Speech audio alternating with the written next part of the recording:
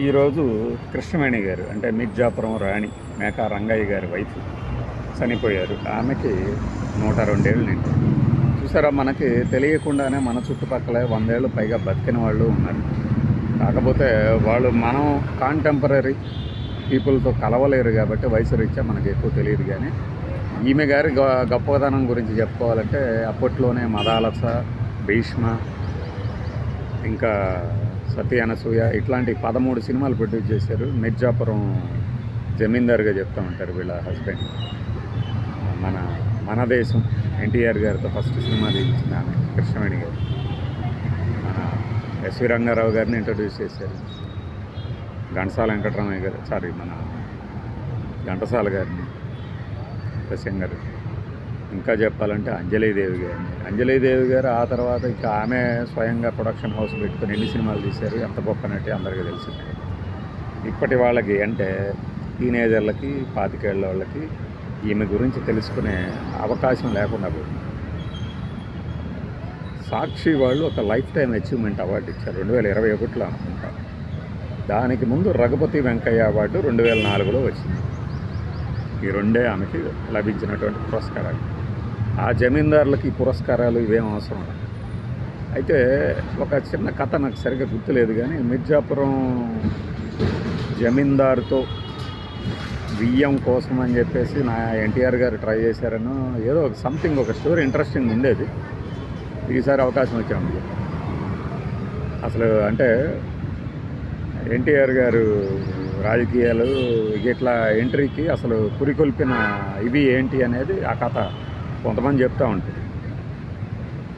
ఈ మిర్జాపురం జమీందారు రాణిగా అంటే ఆయన పెళ్లి చేసుకున్న తర్వాత ఆయన విడిగా కొన్ని సినిమాలు తీస్తే ఆ తర్వాత ఏమో సొంతంగా వేరే బ్యానర్ మీద తీశారు సినిమాలు.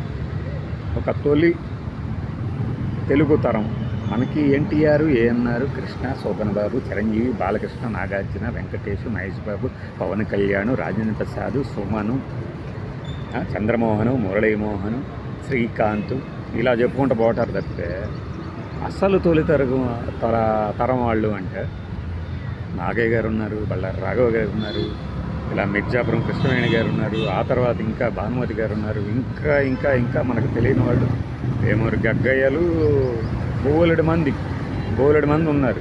విషయం ఏంటంటే వీళ్ళకి వారసులు లేకపోవడంతోనే ఇదంతా నేను ప్రతిసారి చెప్తుంటా కదా, వారసులు లేనప్పుడు ఏదో రకంగా వారి గురించి గుర్తు చేసుకోవడం తక్కువ అవుతుంది.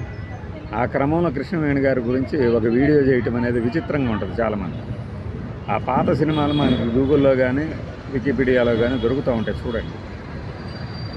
ఏమీ లేని ఆ కాలంలో అంటే ఒక స్టిల్ కెమెరానో మామూలు కెమెరానో ముసుగేసుకొని ఫోటోలు తీసే కెమెరాలో ఉన్న కాలంలో కొన్ని సినిమాలని అప్పటి ప్రేక్షకుల్ని, పైగా తెర మీద రైలు వస్తుందంటే వాళ్ళ మీదకే వస్తుందని చెప్పేసి పారిపోయే రోజుల నుంచి ఈ రోజున నిజంగానే వర్చువల్ వరల్డ్నే క్రియేట్ చేసినటువంటి ఒక ఇండస్ట్రీకి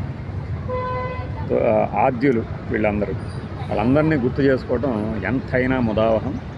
అయితే మన కర్మ ఏమిటయ్యా అంటే భగవద్గీత అనేది చనిపోయినప్పుడే పెడతారు. అలానే గుర్తు చేసుకోవడం కూడా పాపం ఇలా చనిపోయినప్పుడే గుర్తు చేసుకుంటాం. కాలక్రమం ఇది.